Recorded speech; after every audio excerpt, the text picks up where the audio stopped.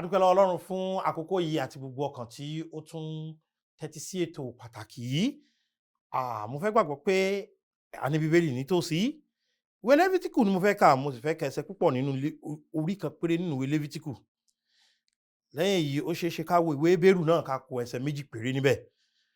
Mo fẹ́ bá a sọ̀rọ̀ lórí ẹni tí Jésù ṣe, nǹkan kan nípa ohun tí Jésù tún ṣe ní àkókò yìí. Ìwé Lefitiku orí 16. Bíbélì sọ ní àti ẹsẹ̀ 2 pé Olúwa sì sọ fún Mósè pé sọ fún Árónì arákùnrin rẹ kí ó má ṣe wá nígbà gbogbo sínú ibi mímọ́ nínú aṣọ ìkélé níwájú ìtẹ́ àánú tí ó wà lórí àpótí ìnì, kí ó má bàa kú, nítorí pé èmi ò farahàn nínú àwọsánmọ̀ lórí ìtẹ́ àánú. Báyìí ni kí Árónì kí ó máa wá sínú ibi mímọ́ pẹ̀lú ẹgbọrọ akọ màálù fún ẹbọ ẹ̀ṣẹ̀ àti àgbò fún ẹbọ sísun, kí ó sì mú ọ̀gbọ̀ mímọ́ wọ̀, kí ó sì bọ́ ṣòkòtò ara náà nì sí ara rẹ̀, kí a sì fi àmùrè ọ̀gbọ̀ kan dì í, fìlà ọ̀gbọ̀ kí a sì fi ṣe é lé ọ̀ṣọ́. Aṣọ mímọ́ nìwọ̀nyí, nítorí náà ni ó ṣe wẹ ara rẹ̀ nínú omi, kí ó sì mú wọn wọ̀, kí ó sì gba ọmọ ewúrẹ́ 2 akọ fún ẹbọ ẹ̀ṣẹ̀. Mo fẹ́ kẹ́ ṣàkíyèsí ẹsẹ̀ 5 yẹn. Kí ó sì gba ọmọ ewúrẹ́ 2 akọ fún ẹbọ ẹ̀ṣẹ̀ àti àgbò kan fún ẹbọ sísun lọ́wọ́ ìjọ àwọn ọmọ Ísírẹ́lì. Ẹ wá wo ẹsẹ̀ 6, 7, 8. Kí Árónì kí ó sì fi akọ màálù rú ẹbọ ẹ̀ṣẹ̀ tí í ṣe ti ohun tìkára rẹ̀, kí ó sì ṣètùtù fún ara rẹ̀ àti fún ilé rẹ̀, kí ó sì mú ewúrẹ́ 2, kí ó sì mú wọn wá síwájú Olúwa sí ẹnu àgọ́ àjọ. Kí Árónì kí ó sì di ìbò ewúrẹ́ 2 náà, ìbò kan fún Olúwa àti ìbò kejì fún Asaseli ewúrẹ́ ìdásílẹ̀ lọ. Kí Árónì kí ó sì mú ewúrẹ́ tí ìbò Olúwa mú wá, kí ó sì fi rú ẹbọ ẹ̀ṣẹ̀. Olúwa, a dúpẹ́ fún àǹfààní yìí. A dúpẹ́ fún gbogbo ọkàn tí ó ń tẹ́tí sí ọ̀rọ̀ yín. Mo gbàdúrà pé kẹ́ ẹ lu ọ̀rọ̀ yín láti ran ayé wa lọ́wọ́. Ògo ni forúkọ mímọ́ yín. Jésù Olúwa wa. Àmín. Kókó rí ìwàásù yìí ni mo pè ní Jésù ewúrẹ́ Asaseli wa. Jesus our scapegoat. Jésù Asaseli wa. Jesus our scapegoat. Mo fẹ́ kẹ́ ẹ jọ̀wọ́ kí ẹ tẹ́tí sí ìkọ́ni ọ̀rọ̀ Ọlọ́run yìí ní ẹsẹẹsẹ. Torí wípé ṣe rí ọ̀pọ̀lọpọ̀ nǹkan tí ó ṣẹlẹ̀ nínú májẹ̀mú láéláé, a fi ṣe àpẹẹrẹ àwọn nǹkan tó ń ṣẹlẹ̀ nínú májẹ̀mú tuntun ni. Àwọn nǹkan tó ń ṣẹlẹ̀ nínú májẹ̀mú láéláé, òun ni àwọn nǹkan tí a fìdí ẹ̀ múlẹ̀ tó wá dúró ṣinṣin nínú májẹ̀mú tuntun. Lára rẹ̀, òun ni ohun tí a ń pè ní àkókò ìwẹ̀nùmọ́, time of atonement or the day of atonement, ọjọ́ ìwẹ̀nùmọ́ tàbí ọjọ́ ètùtù. Ṣé rí ọjọ́ ètùtù yìí, ó jẹ́ ẹ̀ẹ̀kan péré. Kì í ṣe ohun tí Árónì ní àǹfààní láti máa ṣe ní gbogbo ìgbà. Torí pé yóò nílò láti wọ ibi mímọ́ lọ ní ẹ̀yìn aṣọ ìkélé. Nígbà tó bá sì wọ bẹ̀, òun fúnra rẹ̀ gbọ́dọ̀ jẹ́ ẹni tó wà ní mímọ́. Ó gbọ́dọ̀ tún wẹ ara rẹ̀ nù kó tún rúbọ ẹ̀ṣẹ̀ fún ara rẹ̀. Lẹ́yìn ìgbà tí ó bá rúbọ ẹ̀ṣẹ̀ fún ara rẹ̀ tán, Ọlọ́run wá pa láṣẹ pé yóò mú ewúrẹ́ 2. Ewúrẹ́ yìí, ẹ ṣàkíyèsí pé méjèèjì ẹbọ ẹ̀ṣẹ̀ làwọn méjèèjì. Bẹ́ẹ̀ni ní kí ó sì gba ọmọ ewúrẹ́ 2 akọ fún ẹbọ ẹ̀ṣẹ̀. Ẹsẹ̀ 5 ló wí bẹ́ẹ̀. Pé kó gba akọ ewúrẹ́ 2 yẹn fún kí ni o? Ẹbọ ẹ̀ṣẹ̀. Kì í ṣe pé bóyá akọ ewúrẹ́ yẹn kàn wà ń bẹ̀ lásán. Ohun tí wọ́n wà ń bẹ̀ fún òun náà ni pé wọ́n ń ṣiṣẹ́ gẹ́gẹ́ bí ẹbọ ẹ̀ṣẹ̀. Nígbà tí ó bá wá ti gbé méjèèjì dé, Ọlọ́run wá fi yé wa pé ohun tí yóò ṣe lẹ́yìn rẹ̀ náà ni pé yóò wá di bí ìbò láàrin wọn. Yóò wá mú ìkan, èyí tí ìbò bá mú yóò jẹ́ fún ìkan, yóò wà fún ẹbọ Olúwa. Eléyìí ni yóò pa fún ètùtù ẹ̀ṣẹ̀. Ẹlẹ́kejì, ohun tí yóò ṣe pẹ̀lú rẹ̀ òun ni pé yóò fi ṣe ẹ̀yẹn ẹsẹ̀ kẹjọ yẹn, ewúrẹ́ ìdásílẹ̀ lọ tí a ń pè ní Asaseli. Òun là ń pè ní Scapegoat. Ṣé rí ewúrẹ́ ìdásílẹ̀ lọ yìí, ó ní iṣẹ́ ńlá láti ṣe. Iṣẹ́ tó sì nílò láti ṣe yìí, òun ni mo fẹ́ tiraka láti ṣàlàyé fún wa pẹ̀lú ọ̀rọ̀ Ọlọ́run.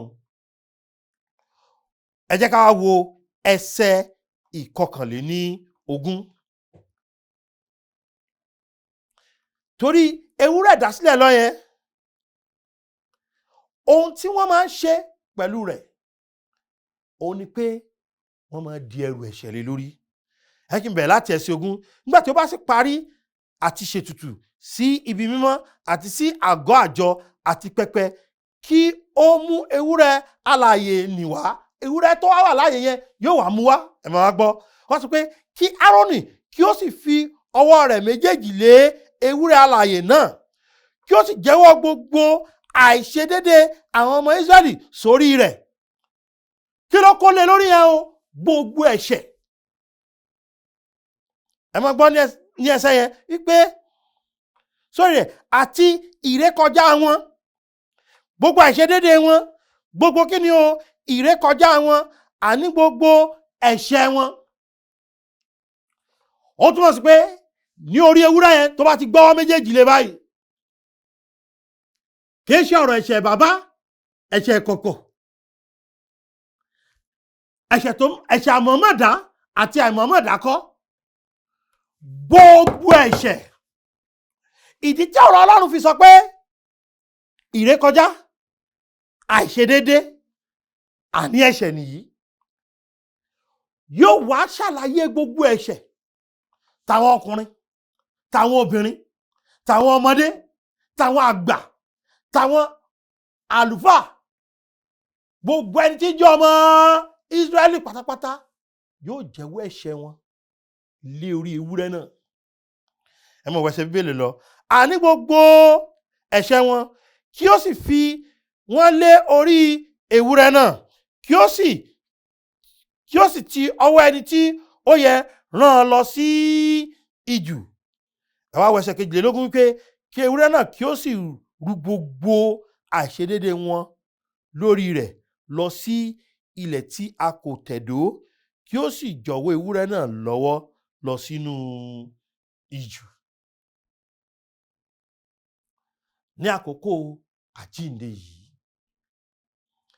mo fẹ́ kí ẹ rí Jésù gẹ́gẹ́ bí ewúrẹ́ Asaseli, ewúrẹ́ ìtúsílẹ̀ lọ, ìdásílẹ̀ lọ. Nígbà tí Jésù wá sáyé, ǹjẹ́ ẹ mọ̀ pé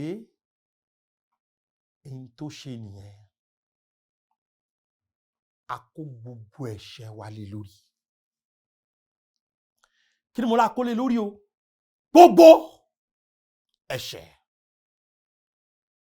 Ẹ̀ṣẹ̀ tó ti kọjá, ẹ̀ṣẹ̀ ti sìn, ẹ̀ṣẹ̀ tó ń bọ̀.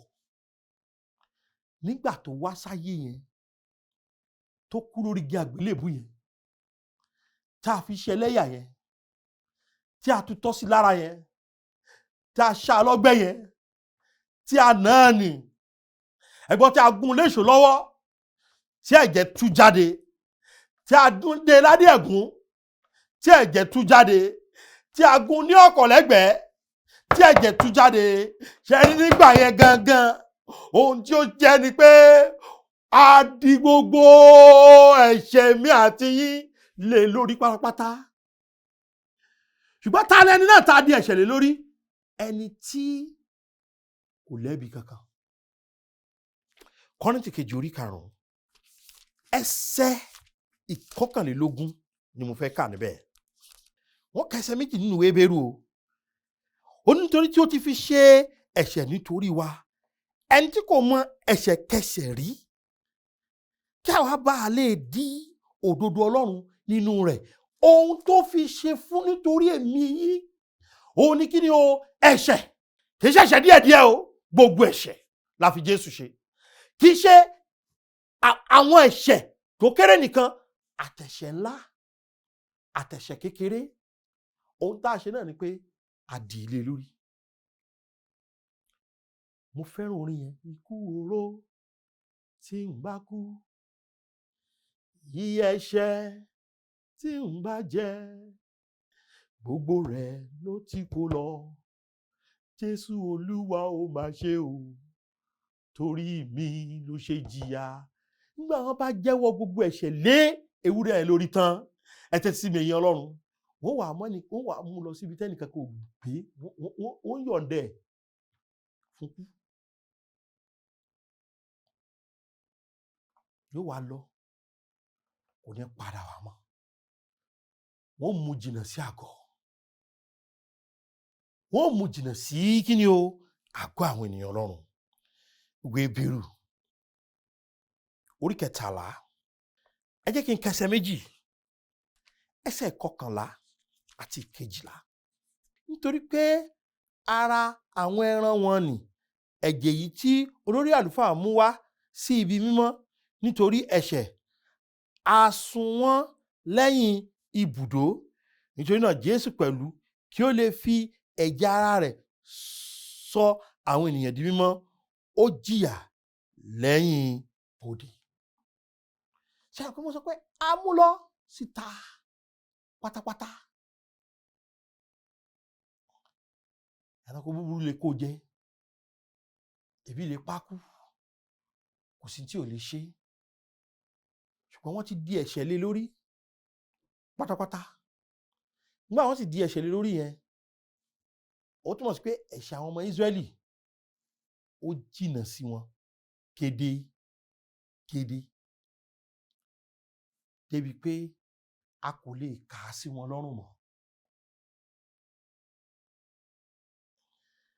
Àwọn ẹlẹ́ṣẹ̀, kí ni wọ́n wá dà o? Wọ́n di olódodo. Wọ́n wá ń ṣe bẹ́ẹ̀ fún wọn lọ́dọọdún. Ṣùgbọ́n ju eléyìí lọ, ohun tí Jésù ṣe nìyí. Ó ní pé Ọlọ́run ó fẹ́ mú ẹ̀ṣẹ̀ rẹ jìnnà sí ọ, kó má sí àkọsílẹ̀ rẹ̀ lórí ayé rẹ mọ́. Kó má sí àkọsílẹ̀ rẹ̀ lórí ayé mi mọ́. Kí òun Ọlọ́run nígbà tí ó bá rí, kó lè rí kí ni o? Òdodo nínú ayé mi. Òdodo tí kìí ṣe òdodo tí mo pilẹ̀ rẹ̀, ṣùgbọ́n òdodo tí Jésù ṣe pátápátá. Tẹ́tí sí mi, arákùnrin àti arábìnrin. Tí mi ìbá ṣàpèjúwe ohun tí Jésù ṣe fún wa yìí pẹ̀lú ohun tó ṣẹlẹ̀ ní májẹ̀mú láéláé, láti jẹ́ kó jẹ́ pé a lè bọ́ lọ́wọ́ ìbínú tó ń bọ̀.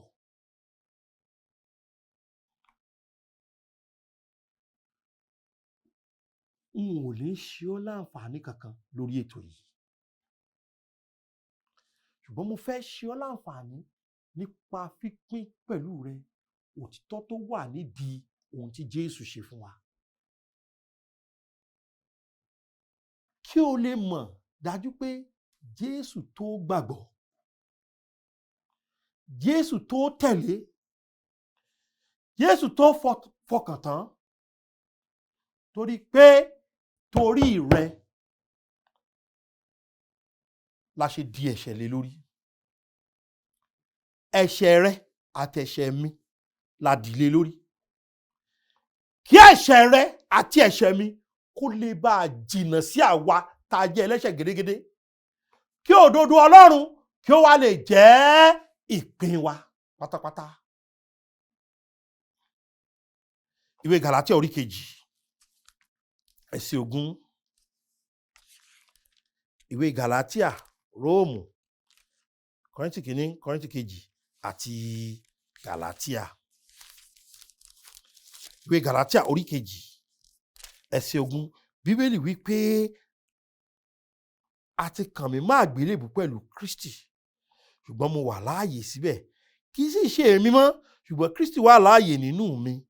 Wíwà tí mo wà láàyè nínú ara, mo wà láàyè nínú ìgbàgbọ́ ọmọ Ọlọ́run. Ẹni tí ó fẹ́ mi, tí ó sì fi ohun tìkára rẹ̀ fún mi. Ó fẹ́ mi, kí ló ṣe o? Ó yọ̀ǹda ohun tìkára rẹ̀ pé èmi rèé, ẹ kó lé lórí. Ẹ̀ṣẹ̀ àárọ̀ ayé ẹni, ẹ̀ṣẹ̀ ọ̀sán ayé ẹni, ẹ̀ṣẹ̀ àṣálẹ́ ayé ẹni, ẹ̀ṣẹ̀ tó tóbi, ẹ̀ṣẹ̀ tó kéré.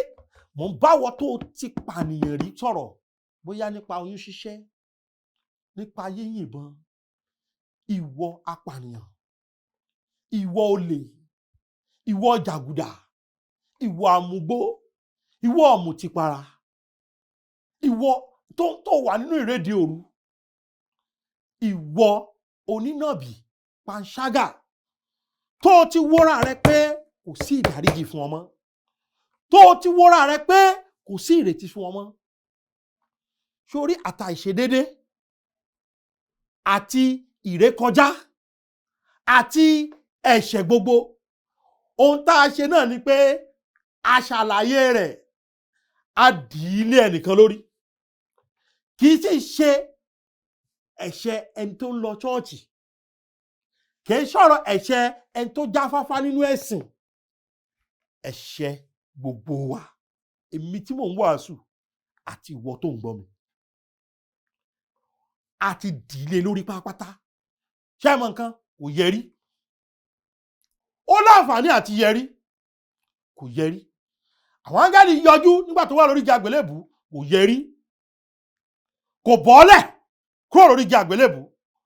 Ó gbà láti dì ẹ̀ṣẹ̀ yẹn. Ó mọ̀, ó dé ojú pé òkè pé ele la máa sàbákà ní bàbá mi, èyí tí wọ́n ṣe kí ni o tó fi kọ̀ mí sílẹ̀, ṣùgbọ́n kò ṣe kí ni o, kò yẹrí. Ó gbà sórí bẹ́ẹ̀. Ó gbà bẹ́ẹ̀ láti fi hàn pé ó nífẹ̀ẹ́ rẹ̀. Sórí mọ́tò kọ́ ló fìdí múlẹ̀ pé ó nífẹ̀ẹ́ rẹ̀. Ilé tó ń kọ́ mọ́lé kọ́ ló fìdí ẹ̀ múlẹ̀ pé ó nífẹ̀ẹ́ rẹ̀. Bó ló lọ kọ́ ló fìdí ẹ̀ múlẹ̀ pé ó nífẹ̀ẹ́ rẹ̀. Sórí pé ó ru àjàgà ẹ̀ṣẹ̀ rẹ̀. Tó wá mọ̀ tán bẹ́ẹ̀ ni pé gbogbo ènìyàn ló lájàgà ẹ̀ṣẹ̀ náà tó ó rù sórí. Bàbá tánù, ó gba ìtanù náà. Kì í kẹ́ ṣe pé ó rù sórí nìkan, ṣùgbọ́n ó gbé jìnnà sí ọ láti sọ ọ́ dòmìnira. Mo pè ọ́ níjà lónìí. Jésù nìkan ló lè ṣerú ẹ̀.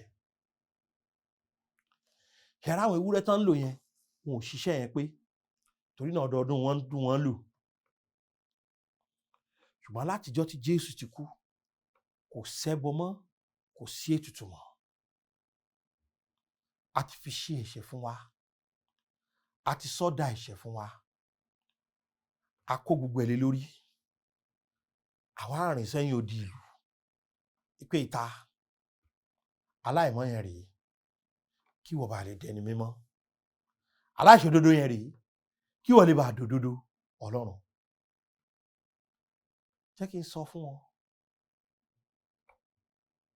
má tún jẹ́ kájíǹde yìí tún lọ láì lóye ohun tí Jésù dì yẹn. Ó fi ara rẹ̀ ṣe Asaseli wa, ẹni tó rù gbogbo ẹ̀ṣẹ̀ wa, tó sì rù jìnnà sí wa.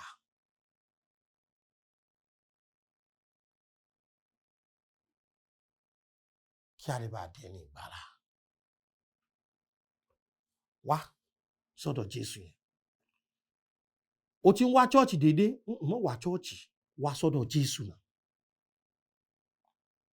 Bó lè yẹn ṣe wá sọ́dọ̀ Jésù nípa ìgbàgbọ́. Ó mọ̀ọ́mọ̀ fi ara rẹ̀ fún ọ ni.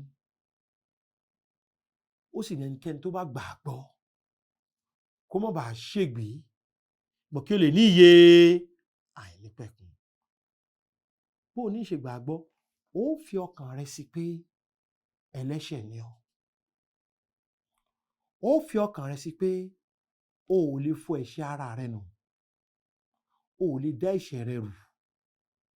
Tó o bá ti rú ẹ̀ṣẹ̀ rẹ, ọ̀run àpáàdì ló lọ. Torí ò lè gba ara rẹ kúrò lọ́run àpáàdì. Bíbélì wípé nítorí ikú lèrè ẹ̀ṣẹ̀. Ó wàá gbà pé o jẹ̀bi ọ̀run àpáàdì ní tòótọ́. Ṣùgbọ́n Asaseli ní ti rú ẹ̀ṣẹ̀ rẹ lọ. Ohun tó nílò láti náà ni pé kó o fi ìgbàgbọ́ rẹ sínú rẹ̀. Kì í ṣe díẹ̀ nínú ẹ̀ṣẹ̀ rẹ ló rù. Gbogbo rẹ̀ ló ti kó lọ. Má kàn máa bá wọn kọrin yẹn láì gbàgbọ́. Kò tún máa retí pé tíṣẹ́ rere bá ká mọ́ ọ lọ́wọ́ ni ó mú ọ dọ̀run.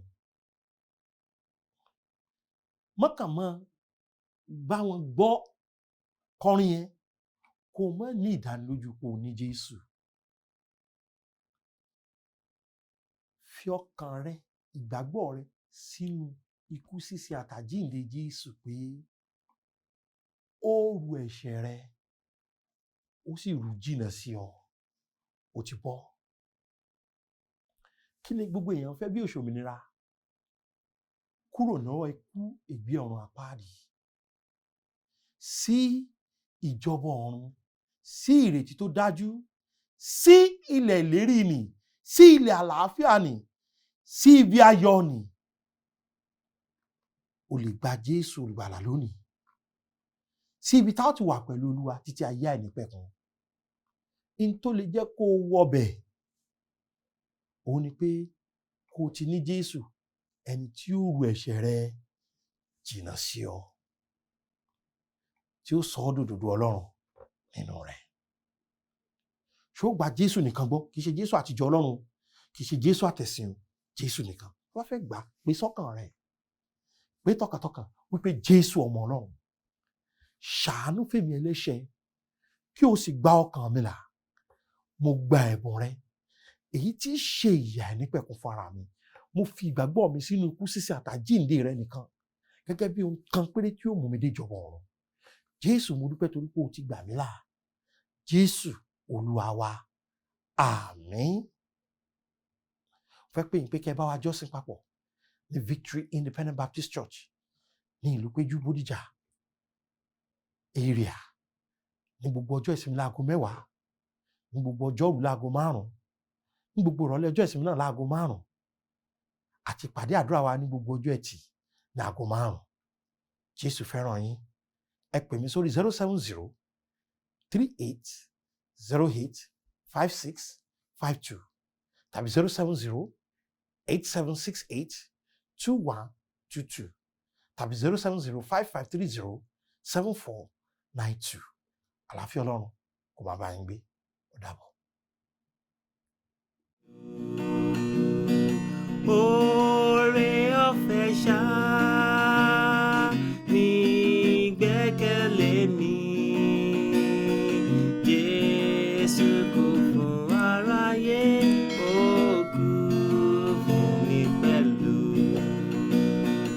Oore ọ̀fẹ́ ṣá.